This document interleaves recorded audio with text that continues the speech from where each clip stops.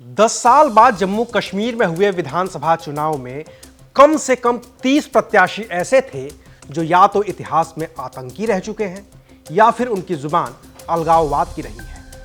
कभी हथियार के बल पर कश्मीर की आज़ादी का सपना देखने वाले ये सभी पूर्व आतंकी और अलगाववादी नेता इस बार लोकतांत्रिक तरीके पर यकीन करके चुनावी मैदान में टाल ठोक रहे थे। इनमें आतंकी अफजल गुरु के भाई से लेकर यूएपीए के तहत जेल में बंद और अभी जमानत पर रिहा इंजीनियर रशीद के उम्मीदवार भी थे। इनमें कौन जीता, कौन हारा, किसे कितने वोट मिले, चलिए बताते हैं विस्तार से। नमस्कार, मैं हूं अविनाश और आप देख रहे हैं जम्मू कश्मीर विधानसभा चुनाव से जुड़ी विशेष कवरेज।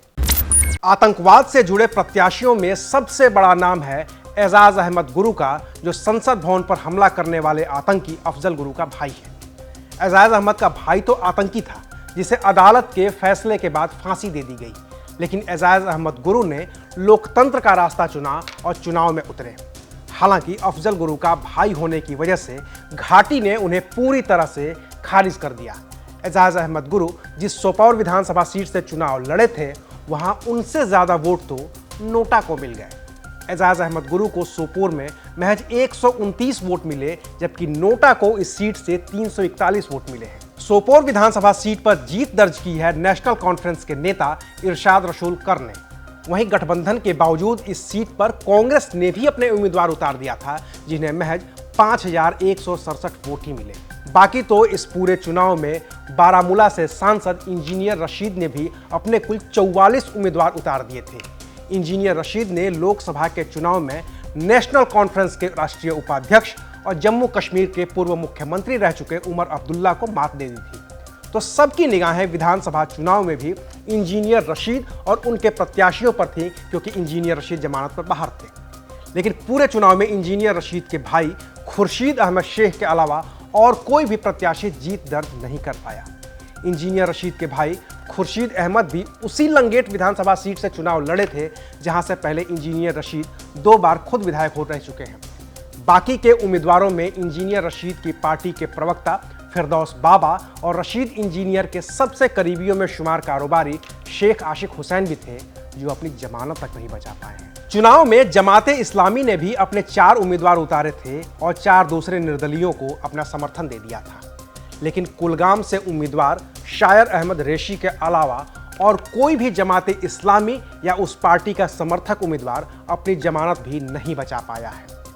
अपने वक्त में जम्मू कश्मीर के सबसे बड़े आतंकियों में शुमार हुआ करता था सैफुल्लाह। उसका असली नाम है मोहम्मद फारूक खान।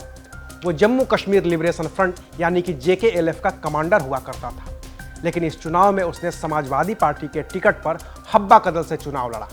उससे महज 100 वोट ही मिल पाए हैं। इस लिस्ट में एक और बड़ा नाम उस्मान माजिद का भी है। उस्मान माजिद भी जम्मू कश्मीर में मिलिटेंसी से जुड़े थे। 90 के दशक में मिलिटेंसी छोड़ चुनाव में उतरे।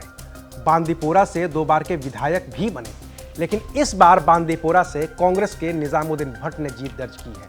वहीं उस्मान माजिद दूसरे नंबर पर रहे हैं। महबूबा मुफ्ती की PDP के नेता गुलजार अहमद डार भी 90 के दशक में POK गए थे, हथियार उठाए थे, लेकिन 1994 में सरेंडर करने के बाद सेना के साथ मिलकर काम करने लगे। इस बार विधानसभा चुनाव में दमहाल हांजीपोरा से PDP के उम्मीदवार थे, लेकिन उन्हें भी हार का सामना करना पड़ा और इस सीट पर जीत हुई नेशनल कॉन्फ्रेंस की उम्मीदवार सकीना मसूद की।